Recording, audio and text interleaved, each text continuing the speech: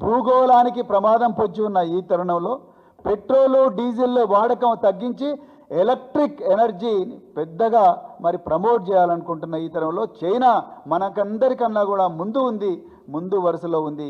మనం చైనాతో పోటీ పడాలని కొత్త రాష్ట్రమైన తెలంగాణ ఒక్కటే దెబ్బకొక క్వాంటమ్ లీప్ అంటే ఒక జంప్ వేస్తే మనం 100 అడుగులు కాదు కదా, 1 కిలోమీటర్ జంప్ చేయాలన్న ఒక గొప్ప ఆలోచనతోని మొబిలిటీ వ్యాలీ అని చెప్పేసి తీసుకొచ్చారు. మొబిలిటీ వ్యాలీ వల్ల మొబిలిటీ వ్యాలీ అంటే ఒక బజ్ క్రియేట్ చేయాలి. నేను ఇంతకుముందే చెప్పిన ఎయిర్ షో కానీ, ఎలక్ట్రానిక్ షో కానీ, లేకపోతే కార్ షో కానీ, ప్రీమియర్ కార్ షో కానీ, ఇవన్నీ చేసేది ఒక బజ్ క్రియేట్ చేయడం. అదేవిధంగా ఎలక్ట్రిక్ మొబిలిటీ వ్యాలీని క్రియేట్ చేయాలని చెప్పేసి ఆనాడు ఫార్ములా ఈ రేస్ అంటే ఎలక్ట్రిక్ రేసింగ్ కార్లు హైదరాబాద్కి వచ్చినాయి. నిజానికి హైదరాబాద్లో మనకు అట్లాంటి రేసింగ్ ట్రాక్ లేదు, కానీ ఉన్న వసతులనే వాడుకొని డబ్బులు సేవ్ చేసుకుంటూ ఇప్పుడు ఉన్నట్టుగా గోపనపల్లిలోనో లేకపోతే శంషాబాద్లోనో లేకపోతే ఇంకో దగ్గరనో మొబిలిటీ ఏమంటారు ఫార్ములా రేస్ ట్రాక్ నిర్మించడం కష్టం కాబట్టి ఉన్న ఈ ట్యాంక్ బండ్ ప్రాంతాన్నే ఆ నెక్లెస్ రోడ్నే ఫార్ములా రేస్ ట్రాక్గా మార్చుకొని అతి తక్కువ పైసలతోని 9th ఎడిషన్ ఆఫ్ ఫార్ములా ఈ ఫిబ్రవరి 2023లో జరిపినరు. ఎంతోమంది ప్రముఖులు అటెండ్ అయ్యారు, ఎంతోమంది సినీ ప్రముఖులు అటెండ్ అయ్యారు, క్రీడా ప్రముఖులు అటెండ్ అయ్యారు, పెద్ద పెద్ద ఇండస్ట్రియలిస్టులు కూడా అటెండ్ అయ్యారు.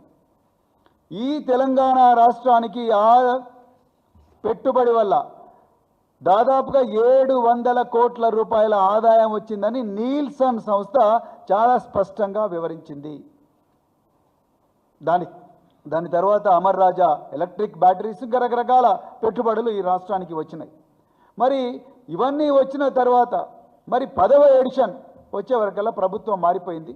మరి ఆ ఫార్ములా ఈ సంస్థ ప్రతినిధులు రేవంత్ రెడ్డి గారి దగ్గరికి వచ్చి మరి కంటిన్యూ చేద్దామంటే అర్ధాంతరంగా రేవంత్ రెడ్డి మధ్యలో డిస్కషన్ ఏం జరిగిందో రేవంత్ రెడ్డికే తెలుసు, వాళ్ళకే తెలుసు.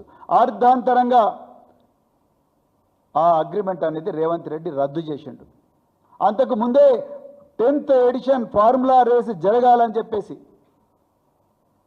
40 కోట్ల రూపాయలు అఫీషియల్ హెచ్ఎండిఏ అకౌంట్ నుండి ఫార్ములా ఈ అకౌంట్కు ట్రాన్స్ఫర్ చేయడం జరిగింది. నేను ఎందుకు ఈ మాట చెప్తున్నా అంటే ఇది Indian overseas bank, reserve bank of India కింద ఉంటుంది.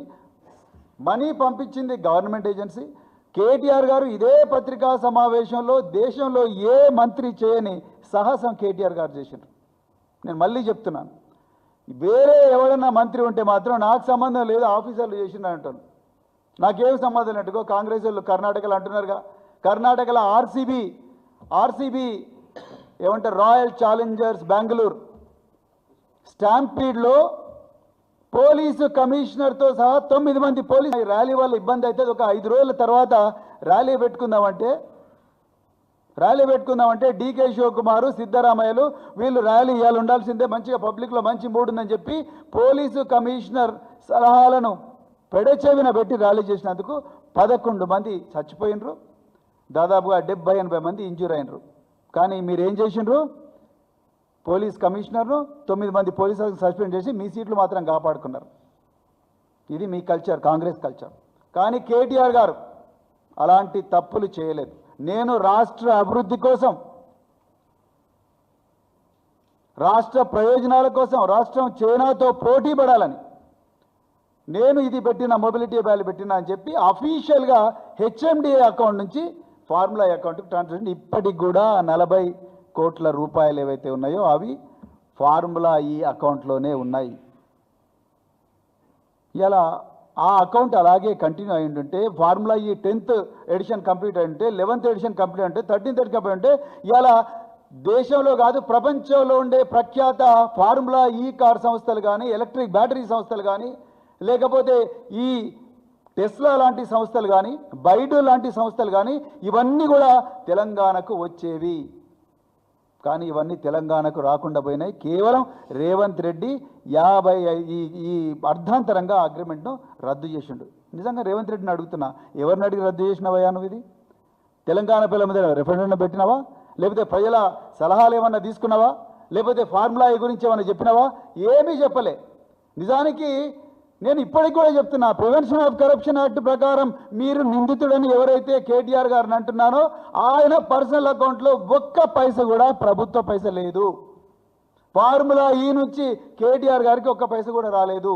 అది 700 కాదు 70,000 కోట్ల రూపాయల పెట్టుబడి ఆదాయం వచ్చే విధంగా కేటీఆర్ గారు ఆనాటి భారత రాష్ట్ర సమితి ప్రభుత్వం పెట్టిన ఇన్వెస్ట్మెంట్. ఆ ఇన్వెస్ట్మెంట్ని అర్ధాంతరంగానూ రద్దు చేయడం వల్ల ప్రజలకు వచ్చే 1,000 కోట్ల రూపాయల ఆదాయం పోయిందనేదే నిజం. కానీ ఆ నిజాన్ని తొక్కిపెట్టి కేటీఆర్ గారి మీద ప్రివెన్షన్ ఆఫ్ కరప్షన్ కేసు పెట్టిండ్రు. సరే పెట్టిన తర్వాత మీరు ఏసీబీ ఆఫీస్లో మరి జనవరి 11వ తారీఖు నాడు ఇదే సంవత్సరం మీరు ఏసీబీ ఆఫీస్లో దాదాపు 4-5 గంటల పాటు ఆయనను విచారించారు. ప్రజల ముందర కేటీఆర్ గారు ఏం చెప్పిండ్రో అదే చెప్పిండ్రు. కేటీఆర్ గారు ఇక్కడైతే ఏం చెప్పిండ్రో, నేనయ్యా బాబు నేనే ఇచ్చిన ఇన్స్ట్రక్షన్ ఆ అరవింద్ కుమార్ కానీ లేకపోతే ఆ మేనేజింగ్ డైరెక్టర్కు నేనే ఇచ్చిన ఇన్స్ట్రక్షన్ అని చెప్పి చాలా గొప్పగా చెప్పిండు. మీ కాంగ్రెస్ వాళ్ళ తీరుగా ఒక కమిషనర్ ఆఫ్ పోలీస్నో లేకపోతే మిగతా వాళ్ళని బలిచ్చినట్టుగా బలియలే. కేటీఆర్ గారు నిజాయితీ ఉన్న నాయకుడు కాబట్టి, నికార్సైన నాయకుడు కాబట్టి, కలేజా ఉన్న నాయకుడు కాబట్టి ఆ ఇన్స్ట్రక్షన్ నేనే ఇచ్చిన, రాష్ట్ర ప్రయోజనాలకు ఇచ్చిన, నా అకౌంట్లో పడలేదు ఫార్ములా అకౌంట్లో పడని చెప్పిన ధీశాలి కేటీఆర్ గారు. అక్కడ కాంగ్రెస్ వాళ్ళు ఏం చేసిండ్రు, సిద్ధరామయ్య, డీకే శివకుమార్ వాళ్ళ తోలు కాపాడుకోవడం కోసం, వాళ్ళ సీట్ కాపాడు కోసం 9 మంది పోలీస్ అధికారులను కమిషనర్ ఆఫ్ పోలీస్ సస్పెండ్ చేసింది. అది మీ కల్చర్, ఇది మా కల్చర్. కేసీఆర్ గారు మాకు నేర్పించిన ఒక గొప్ప విలువలున్న సంస్కృతి ఇక్కడ ఉన్నది. మీరు ఆ రోజు జనవరి 11 నాడు మరి 3-4 గంటలు చేసిండ్రు. ఆయన మొత్తం కూడా చెప్పిండ్రు ఎట్లెట్లా ఉంది అంతా కూడా రికార్డు మీద ఉంది. ఇందులో దాచిపెట్టుకోవడానికి ఏం లేదు. నీలాగా బ్యాగుల్లో డబ్బులు మోసుకుపోయిన వ్యవహారం కాదు. గవర్నమెంట్ అకౌంట్ నుంచి ఫార్ములా ఈ అకౌంట్ అఫీషియల్ అకౌంట్కి పోయింది. ఇక నువ్వు మళ్ళీ ఏం ఎగ్జామిన్ చేస్తావు?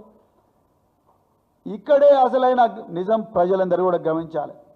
కేటీఆర్ గారు ఇవాళ వీరోచిత పోరాటం చేస్తూ ఉన్నాడు. 6 గ్యారంటీలు ఇచ్చినావు, గ్యారంటీలు ఏవి కాలే. రుణమాఫీ పూర్తిగా చేయలే, రైతు భరోసా రావడం లేదు, విద్యార్థులకు అన్యాయం జరుగుతూ ఉన్నది, మహిళలకు అన్యాయం జరుగుతూ ఉన్నది, మూసీ నది సుందరీకరణ పేరుతో నీ పేదల జీవితాలు నాశనం చేస్తున్నావు. మరి ఫార్చ్యూన్ వ్యాలీ లేకపోతే 4th సిటీ లేకపోతే ఇంకేదో అని చెప్పేసి మీ 4 బ్రదర్స్ కలిపి 4 బ్రదర్స్ సిటీ అని చెప్పేసి ఒక ప్రైవేటు సిటీని మీరు మరి అటువైపు చేసుకుంటా ఉన్నారు. ఇవన్నిటిని కూడా కేటీఆర్ గారు ప్రశ్నిస్తున్నారు. అడుగడుగున మీ అన్యాయాలను, మీ అక్రమాలను, మీ దోపిడీని, మీ దౌర్జన్యాన్ని ప్రశ్నిస్తున్నందుకే కేటీఆర్ గారి మీద 14 కేసులు పెట్టింది. నిన్న చిల్లర రాజకీయాలు చేయకు రేవంత్ రెడ్డి అంటే కేసు, హౌలా అంటే కేసు. హౌలా అంటే మీనింగ్ తెలుసా రేవంత్ రెడ్డి నీకు? ఫూల్ అని అర్థం, అమాయకంగా ప్రవర్తించకు అని అర్థం. హౌలా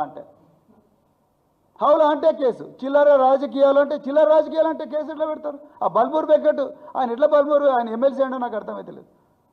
చిల్లర రాజకీయాలు చేయకుండా పోయి కేసు పెడతారు అంటే మొత్తం కూడా ఎఫ్ఐఆర్లన్నీ కూడా కంప్లైంట్లన్నీ కూడా గాంధీ భవన్లో మ్యానుఫ్యాక్చర్ అవుతున్నాయి.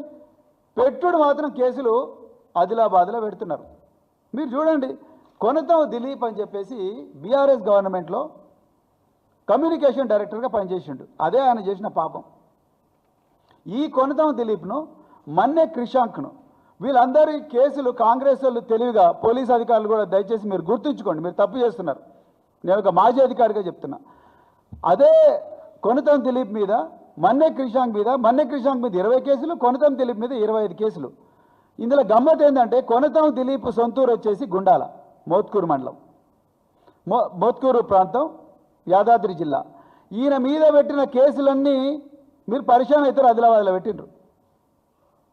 మొత్తం నిర్మల్ ఆదిలాబాద్ ఏందిరా అని చూస్తే ఈయన పోవాలి, 5 గంటలు ప్రయాణం చేయాలి, దారిలో ఎవరన్నా కాయాలి, కాంగ్రెస్ వాళ్ళతోనే ఆయన మీద దాడి చేయించాలి అనేదే ఇక్కడ ఉన్నది.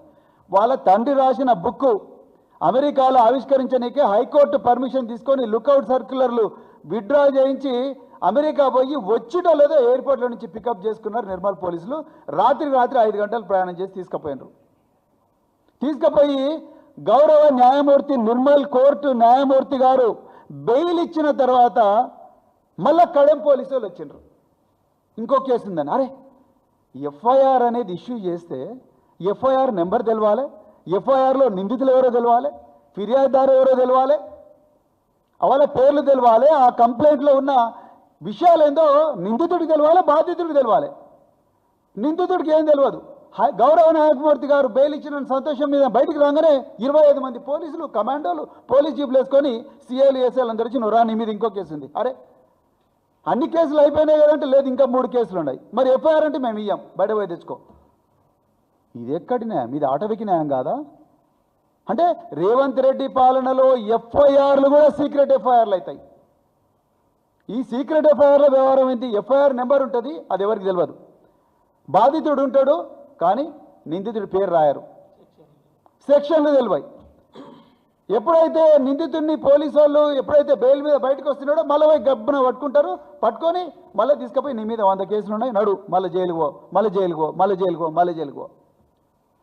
సెక్షన్ 35(3) BNSS ప్రకారం 7 సంవత్సరాల శిక్ష ఉన్న ఏ కేసు అయినా కూడా, 7 సంవత్సరాల కన్నా తక్కువ శిక్ష ఉన్న ఏ కేసులో అయినా కూడా బెయిల్ ఇవ్వాలి, స్టేషన్ బెయిల్ ఇవ్వాలి. ఒక సోషల్ మీడియా యాక్టివిస్ట్ మీద వ్యవస్థీకృత నేరం సెక్షన్ 111 BNS అంటే ఆర్గనైజ్డ్ క్రైమ్ కేసు పెట్టడం, రేవతి అనే జర్నలిస్ట్ మీద ఆర్గనైజ్డ్ క్రైమ్ కేసు పెట్టడం మాత్రం రేవంత్ రెడ్డికే చెల్లు. దయచేసి తెలంగాణపై గుర్తించాలి. ఈరోజు దిలీప్ కొనతం, రోజు కేటీఆర్ గారికి అవుతున్నది, రేపు దిలీప్ కొనతం అవుతుంది, 3 రోజు రేవతికి అవుతుంది, ఇంకొక రోజు మన్నె క్రిషాంక్ అవుతుంది, ఇంకో రోజు మీ ఇంటి దగ్గర కూడా రేవంత్ రెడ్డి వస్తాడు.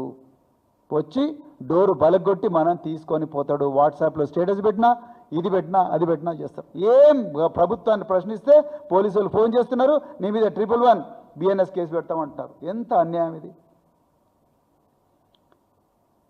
నిజానికి కేటీఆర్ గారు తీసుకున్న సాహసోపేత నిర్ణయం వల్ల రాష్ట్రానికి ప్రపంచవ్యాప్తంగా పేరు వచ్చింది. ఇవాళ రేవంత్ రెడ్డి నాకు కూడా మంచి పేరు రావాలని చెప్పి నేను కూడా ఇట్లనే చేస్తాను, నేనేం తక్కువ తీసినా అని చెప్పేసి అందాల పోటీలు పెట్టిండు. అందాల పోటీలు పెట్టి 200 కోట్ల రూపాయలతో అందాల పోటీలు పెట్టి ఈ రాష్ట్రానికి తలవంపులు తీసుకొచ్చిండు రేవంత్ రెడ్డి. తెలంగాణ ప్రజలందరూ ఒక్కసారి ఇది చూడండి. మ్యాగీ మిల్లా అనే మిస్ ఇంగ్లాండ్ ఈ మహిళ అర్ధాంతరంగా అందాల పోటీల నుంచి వైదొలిగింది. ఈమెను నన్ను ఈ ప్రాంతంలో వేశ్యగా చూస్తున్నారు అని చెప్పి పోయింది. చాలా బాధగా ఉంది ఈ మాట చెప్పడానికి నాకు. తెలంగాణ తల్లి మహిళను గౌరవించే నేల, రాణి రుద్రమదేవి పాలించిన ఈ నేల, సమ్మక్క సారక్కలు ఉన్న నేల, చిట్యాల ఐలమ్మ ఉన్న నేల, బెల్లి లలితక్క పోరాటం చేసిన ఈ నేల, మహిళను గౌరవించే నేల, మహిళలు సాహసోపేత నాయకత్వం వహించి ఎన్నో పోరాటాలు జరిపిన ఈ నేల ఈరోజు కాంగ్రెస్ పార్టీలో ఉండే కొంతమంది నాయకులు అసభ్యంగా ప్రవర్తించినందువల్ల, ఒక మహిళను చాలా అసభ్యంగా చూసినందువల్ల ఆ మహిళ అర్ధాంతరంగా మిస్ ఇంగ్లాండ్ వెళ్ళిపోయి ఇక్కడ చెప్పుకోలేక ఆమె ఇంగ్లాండ్లో తనకున్న బాధ అంతా చెప్పుకున్న సన్ అనే పత్రికకి ఇచ్చింది. రేవంత్ రెడ్డి, నువ్వు హోంమంత్రివి కదా, నువ్వు ముఖ్యమంత్రివి కదా, నువ్వు చేయాల్సిన పని ఏందయ్యా? ఇమ్మీడియట్గా సుమోటో కేసు రిజిస్టర్ చేయండి అని చెప్పాలి కదా. సెక్షన్ 74 BNS కింద సుమోటో కేసు వేసి ఈ మహిళ స్టేట్మెంట్ రికార్డ్ చేయాలి కదా. నువ్వు చేయలే. సిగ్గు లేకుండా జూపల్లి కృష్ణారావు వచ్చి ఇలాంటిది ఏమి జరగలేదు. అంతకుముందు ప్రజల నుంచి తీవ్రమైన ఆగ్రహం వచ్చే వరకు మేము జయేష్ రంజన్ కమిటీ వేసిన పోయిందని అంటున్నావు. దీని మీద కదా చర్చ జరగాల్సింది. మీ అందరూ సారీ చెప్పలేదు, కానీ కేటీఆర్ గారు తెలంగాణ ప్రజలకు చెడ్డ పేరు వస్తుంది, తెలంగాణ గడ్డకు చెడ్డ పేరు వస్తుంది. మిల్లా మ్యాగీ దయచేసి మమ్మల్ని క్షమించమ్మా, మా తెలంగాణలో అలాంటి వాళ్ళు కాదు, ఎవరో ఇద్దరు దొంగలు, కాంగ్రెస్ వాళ్ళు దొంగలు చేసిన పని, దుర్మార్గులు చేసిన పని, దాన్ని తెలంగాణ వాళ్ళందరికీ ఆపాదించొద్దని చెప్పేసి ఆయన ట్విట్టర్ వేదికగా మిల్లా మ్యాగీ గారికి క్షమాపణ చెప్పాడు. కానీ ముఖ్యమంత్రి ఒక్కసారి కూడా దీని గురించి మాట్లాడలేదు. ఇలాంటి ముఖ్యమంత్రి, 89 కేసులున్న ముఖ్యమంత్రి, ఓటుకు నోటు కేసులో రెడ్ హ్యాండెడ్గా దొరికిన వ్యక్తి ఇవాళ కేటీఆర్ గారికి మళ్ళీ నోటీసులు ఎందుకు ఇస్తున్నావు? ఆయన అమెరికాలో పోయి తెలంగాణ ప్రశస్తిని కోట్లాది మందికి చెప్తున్నందుక, ఇంగ్లాండ్లో పోయి ఆక్స్ఫర్డ్ యూనివర్సిటీలో తెలంగాణ ప్రశస్తి గురించి